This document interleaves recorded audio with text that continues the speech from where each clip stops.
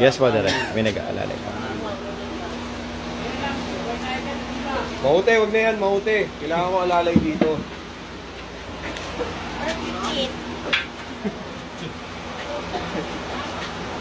May ano ba to? May salamin na yan. Meron, salamin. Hangin naman mo. Hangin nyo na ilagay yan, bro. Hindi, lalagyan natin ng tungkol to, sir. Para magdaro siya. Kami hangin, no? Masyadong mataas itong ulo niya kasi matang... Ang baba ng salamin, di ba? Kanina. Oo, makababang...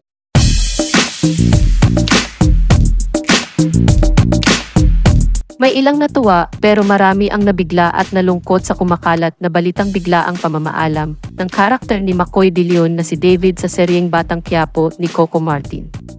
Kalat ngayon sa social media ang maikling video na ito kung saan makikita na pumanaw ang karakter ni Makoy. Mapapanood na inaalalayan ng mga staff si Makoy habang humihiga sa kabaong. Marami ang nag-akala na karakter na ito ni Makoy na si David sa seryeng Batang Quiapo. Hati ang opinyon ng mga netizens, maraming nanghinayang kung sakaling ang wawakasan na ang buhay ni David sa serye.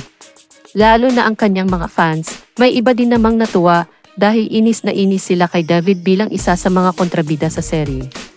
Pero ang katotohanan ay tuloy pa rin at hindi pa mamamaalam si Makoy sa Batang Quiapo. Ang clips na kumakalat ngayon sa social media ay mula sa behind the scene ng Maala-ala Mo Kaya na noon pang 2021.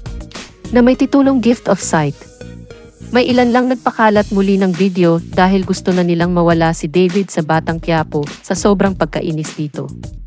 Gayunman sa isang interview sinabi ni Makoy na arte at trabaho lang naman ang kanyang ginagampanan, kaya wag naman daw siyang kainisan ng personal. Anya pa, isa umanong napakalaking blessing para sa kanya ang mapasama sa seryeng Batang Quiapo. Sobrang swerte umano niya na mapili siya ni Coco Martin sa nasabing palabas.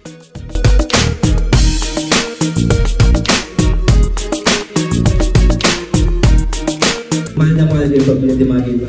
Sa totoo. Ang tagal ng galit ng tao sa'yo. Parang tatlong buwan na kaming galit sa'yo. Walang sorry-sorry, Makoy. Ginusto mo yan.